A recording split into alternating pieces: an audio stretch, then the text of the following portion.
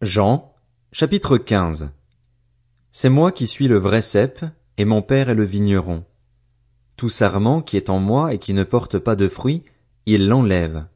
Et tout sarment qui porte du fruit, il le taille afin qu'il porte encore plus de fruits. Déjà vous êtes purs à cause de la parole que je vous ai annoncée. Demeurez en moi et je demeurerai en vous. Le sarment ne peut pas porter de fruit par lui-même sans rester attaché au cep. Il en va de même pour vous si vous ne demeurez pas en moi. Je suis le cep, vous êtes les sarments. Celui qui demeure en moi et en qui je demeure porte beaucoup de fruits, car sans moi vous ne pouvez rien faire. Si quelqu'un ne demeure pas en moi, il est jeté dehors comme le sarment et il sèche. Puis on ramasse les sarments, on les jette au feu et ils brûlent. Si vous demeurez en moi et que mes paroles demeurent en vous, vous demanderez ce que vous voudrez et cela vous sera accordé. Ce qui manifeste la gloire de mon Père, c'est que vous portiez beaucoup de fruits. Vous serez alors vraiment mes disciples. Tout comme le Père m'a aimé, moi aussi, je vous ai aimé. Demeurez dans mon amour.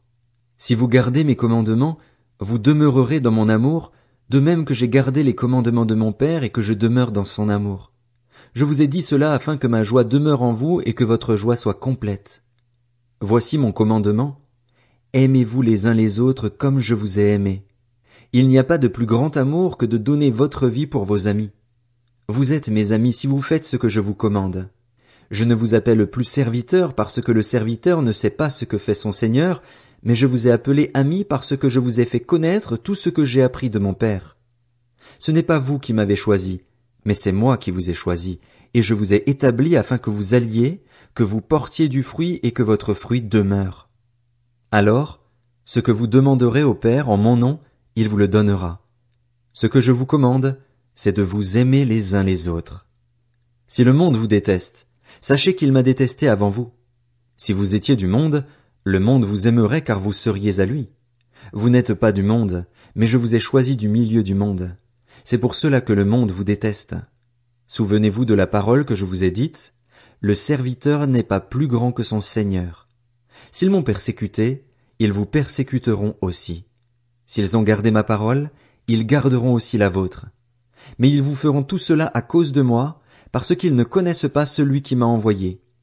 Si je n'étais pas venu et ne leur avais pas parlé, ils ne seraient pas coupables, mais maintenant ils n'ont aucune excuse pour leur péché. Celui qui me déteste déteste aussi mon Père. Si je n'avais pas fait parmi eux des œuvres qu'aucun autre n'a faites, ils ne seraient pas coupables, mais maintenant ils les ont vus et ils nous ont détestés, moi et mon Père. C'est ainsi que s'accomplit la parole écrite dans leur loi, ils m'ont détesté sans raison. Quand sera venu le défenseur que je vous enverrai de la part du Père, l'Esprit de la vérité qui vient du Père, il rendra témoignage de moi. Et vous aussi, vous me rendrez témoignage, parce que vous êtes avec moi depuis le début.